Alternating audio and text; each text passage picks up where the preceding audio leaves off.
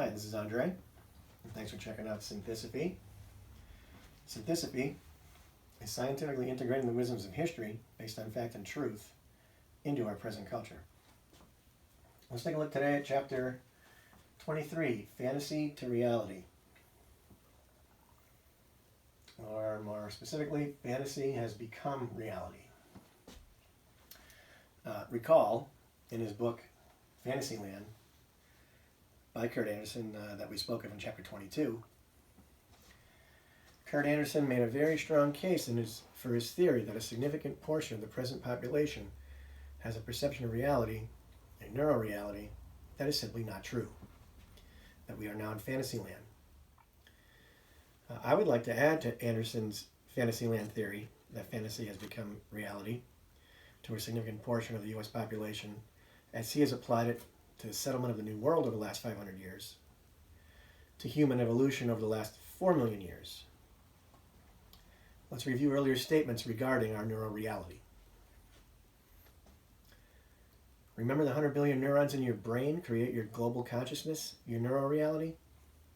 Let's consider human evolution, brain function, cognitive bias, confirmation bias, argumentative theory, and the tribal and warrior ethos, as they may relate to neuroreality. As earlier mentioned, we evolved over the past 4 million years from Australopithecus to Homo habilis to Homo erectus to Homo sapiens. Note that during these 4 million years, there were other closely related human species, the most recent of which were the Neanderthals that went extinct about 30,000 years ago, and Floresiensis went extinct about 17,000 years ago. In an extraordinarily complex world with an infinite number of stimuli and social circumstances that can surround an individual, perhaps it was beneficial to have a cognitive bias.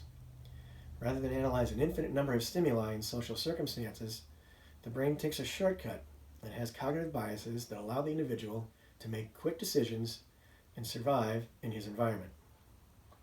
A cognitive bias might also explain an inherent fear of the unknown. Let's say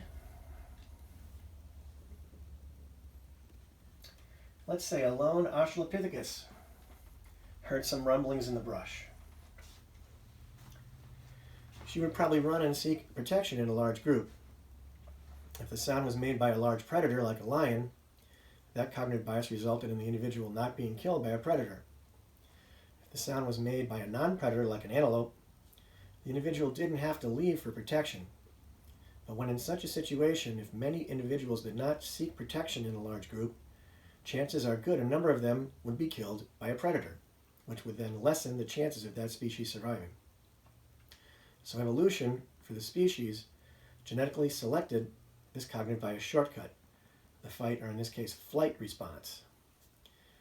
Recall our discussion about the fear of the unknown? Fear of the unknown may be the result of cognitive bias.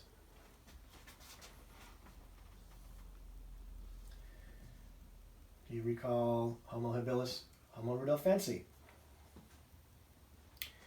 Let's say there was a tribe of 50 Homo habili, and they peered over a ridge and saw a group of 50 Homo rudolfensi that they had never seen before. Should all 50 Homo habili meander over the ridge unarmed and introduce themselves? Should they just ignore the Homo rudolfensi and go on their way? Would they scout the group and then decide to surprise attack? Should they send a group of should they send a group of armed individuals to introduce themselves and their tribe? The best answer to this question is not known, but survival of the Homo habili walking up unarmed or ignoring the other group altogether could result in their annihilation. So a fear of the unknown could be a tribal instinct that is itself a cognitive bias that has been genetically selected and help the survival of our species and the extinction of others. And in this scenario, Homo habilis may have started projecting their cognitive biases forward and making a decision as to what to do upon encountering that unknown Homo rudolfensi tribe. Did they scout the village from afar and seek evidence of their cognitive bias, their fear of the unknown? This could then be a confirmation bias, which could very well influence their decision as to what to do as a surprise attack, and impact the survival of our species and the extinction of others.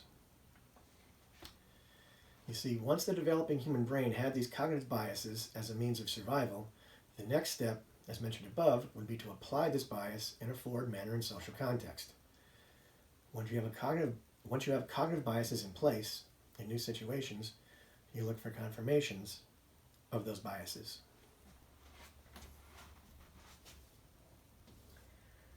Recall Francis Bacon's observation of confirmation bias as he wrote back in 1620?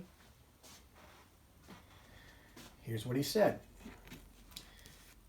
The human understanding, when it has once adopted an opinion, draws all things else to support and agree with it. And though there may be a greater number and weight of instances to be found on the other side, these it either neglects or despises, or else by some distinction sets aside and rejects, in order that by this great predetermination the authority of its former conclusions may remain inviolate.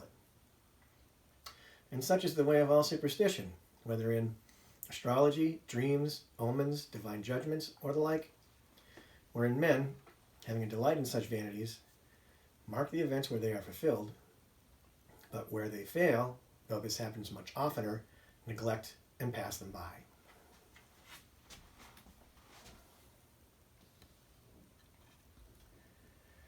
Let's review argumentative theory. Argumentative theory is a concept proposed by Mercer and Sperber in Why Do Humans Reason? Arguments for an Argumentative Theory. Reasoning is generally seen as a means to improve knowledge and make better decisions. However, much evidence shows that reasoning often leads to distortions and poor decisions. This suggests that the function of reasoning should be rethought. Argumentative theory claims that the function of reasoning is argumentative. It is to devise and evaluate arguments intended to persuade. Reasoning is adaptive, given the exceptional dependence on humans on communication and their vulnerability to misinformation. Skilled arguers are not after the truth, but after arguments supporting their views. And this explains the notorious confirmation bias. This bias is apparent not only when people are actually arguing, but also when they are reasoning proactively from the perspective of having to defend their opinions. Reasoning so motivated can distort evaluations and attitudes and allow erroneous beliefs to persist. Proactively used reasoning also favors decisions that are easy to justify, but not necessarily better. In all these instances, traditionally described as failures or flaws, reasoning does exactly what can be expected of an argumentative device. Look for arguments that support a given conclusion. End quote. So the argumentative theory, as stated above, explains the genetically selected human confirmation bias. So a more expanded explanation of human brain development may be that this genetically selected and neurologically wired cognitive bias resulted in the development of confirmation biases that explain the thought process described in argumentative theory. This confirmation bias, as described earlier in Homo habilis, could have then led to the tribal ethos and the argumentative theory in Homo erectus, with which Homo erectus migrated out of Africa 2 million years ago and settled all over the world in more complex tribes and villages. Meanwhile, Homo sapiens in Africa may have genetically evolved from Homo erectus, still in Africa, and developed the warrior ethos, as described in chapter 13, that led them out of Africa 70,000 years ago to dominate the world. In the extraordinarily complex society of today, the instinctive cognitive bias, the resulting confirmation bias, that generated the argumentative theory and the tribal ethos, that then led by extension to the warrior ethos, may all very well be present in the 100 billion neurons in your brain, helping to generate one's perception of reality, one's neural reality. As proposed by Anderson in Fantasyland, that neural reality may not reflect actual reality. It's in our genes. Our perception of reality, our neural reality, has been in our genes since the advent of Australopithecus and cognitive bias 4 million years ago, or perhaps even much earlier, to Homo habilis and confirmation bias 3 million years ago, to Homo erectus and the argumentative theory 2 million years ago, all the while, from there, generating the tribal ethos, resulting in the warrior ethos that led to Homo sapiens 300,000 years ago, and to their migration out of Africa 70,000 years ago, which led to us today.